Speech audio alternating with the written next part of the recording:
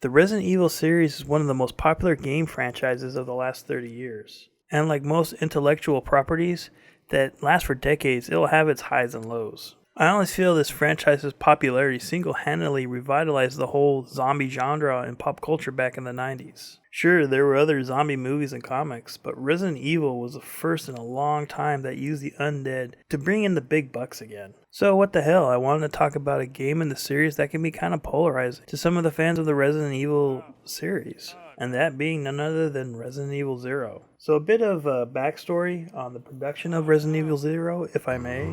A prototype was originally shown at the Tokyo Game Show back in 1999, and it displayed the game on the Nintendo 64 as an exclusive. I could tell you this alone caused me to run out and buy the Nintendo 64, only to find out the game would later be moved on to the GameCube.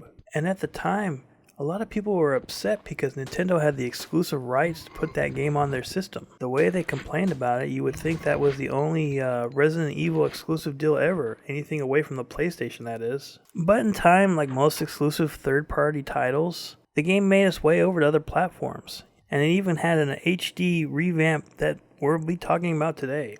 But let's do a little backstory on the dev team to give them a little bit more credit for their work. The game was directed by Koji Oda, who worked on the original Resident Evil design team back in the 90s, and has worked on a lot of Capcom titles since in the last 30 years, really. The game also had Shinji Mikami as an advisor who was considered the godfather of the Resident Evil series, or Biohazard as it's known in Japan, but you probably already knew that. Now let's get to the meat of this game.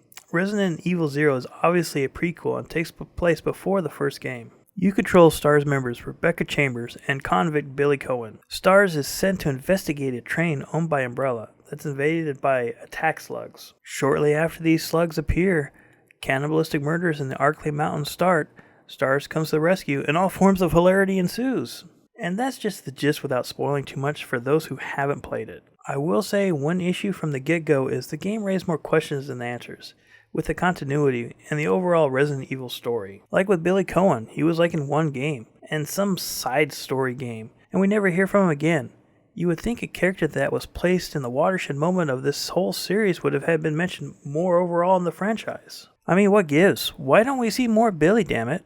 It's like an online conspiracy or something. Now, I'm going to give you my opinion on the HD remake, remaster, or whatever I played on the PlayStation 4. As most of the videos I make are about 5 minutes, so we need to really get this going. Graphically, this game has improved for modern day expectations. Presented in 1080p and widescreen, the game at times looks like it was made only a few years ago. And the game's pre-rendered backgrounds look great today as they did 20 years ago. I mean, they held up. I'm not saying it looks like a game from 20 years ago, but visually it's very good. Character models are well done and improved as well.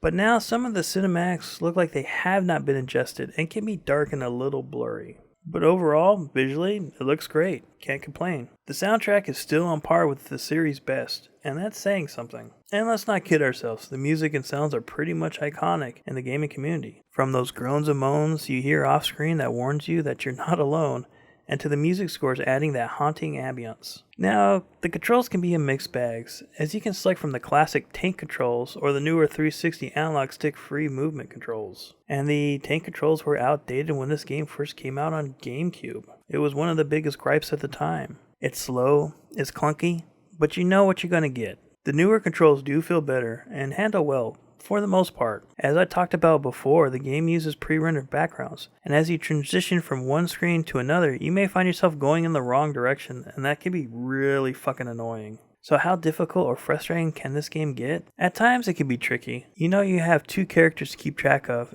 as opposed to one. So if one of the characters dies, game over. But the supporting AI isn't as dumb and can be more helpful than hurt. And the puzzles themselves are not too bad. It incorporates a lot of using both characters at times. And not to mention, I assume a lot of you have access to the Google machine to help you with those real head scratchers. To sum it up, the game is not that difficult, but you can obviously crank that difficulty up if you're a real sadist and have that need to be punished, but don't have the $200 to rent a dominatrix for an hour. So now to answer that age-old question of, is this game fun? Yeah, I think it's personally fun. I know some people dreaded that AI co-op mechanic. I just don't think it's that bad. And it's Resident Evil, back before it went all in its awkward action game phase. But like I said before, the game has some issues and the continuity of the story is just one of them. It does add a little and tells you what happened to Bravo Team, but the game really didn't tie up any loose ends. And it left you asking more questions about the various characters, like what happened to them. But ultimately, it is a Resident Evil game at a time when Resident Evil can do no wrong, up until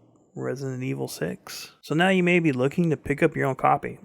Well, there's going to be several options for you to choose from. And the game's been available for almost every platform in the last 10 years or so. If you want to go all retro and find the GameCube complete with box and everything, that's going to be around $20. Ironically, that's the same price I picked up the Origins pack for PlayStation 4. That includes the Resident Evil 1 remake. And the latter Origins pack has both games scaled up to 1080p. And hell, at those price points, if you want to go retro collect or play it now with an updated resolution, you can't go wrong. And hell, this game may be what holds you over and between the newer releases of the Resident Evil games. So anyway, that's my take on Resident Evil 0. What did you guys think? Did I suck? Did I leave anything out? Any of your comments, feel free to let me know. Please like, subscribe, let your friends know I exist, because I get lonely with this whole coronavirus. And more people to talk to would be very, very helpful in this time of, I don't know, whatever's going on. Anyway, thanks for stopping by. Have a great day. Have a better one tomorrow. Stay safe and keep playing games, man.